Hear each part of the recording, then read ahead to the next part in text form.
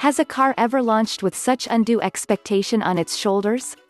The Mach-E didn't choose Mustang life, but as a demonstration of Ford's willingness to bet the farm, or at least the stable and paddock, on its electrification, Mustang life chose the Mach-E. Ford's first mass-market electric car was going to be somewhat more humdrum, a battery-filled version of a pre-existing model.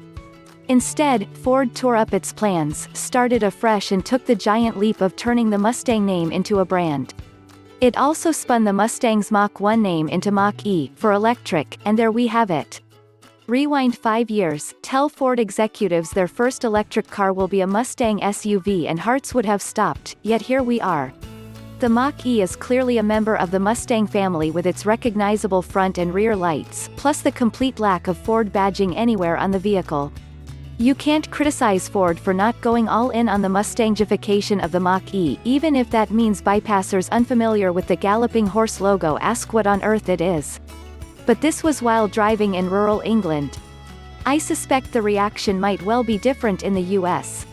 Anyway, I don't plan to waste your time asking whether this car is a Mustang or not. It's called a Mustang, it has annoyed purists. What were they thinking? Richard Hammond told me after its launch, and I doubt the vast majority of buyers, at least outside of the US, will care what the badge does or doesn't say.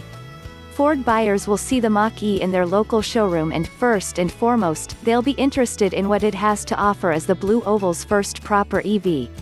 Here's the answer to that question.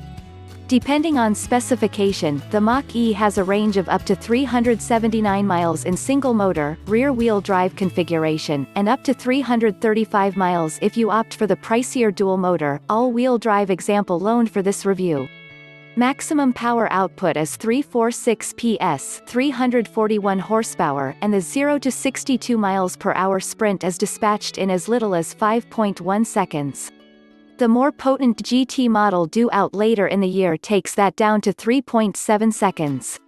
Prices start at $44,995, £40,350, and will climb to beyond $60,000. None of these are numbers to keep Elon Musk up at night, but by now we are hopefully past the obsession with comparing every new electric car to a Tesla.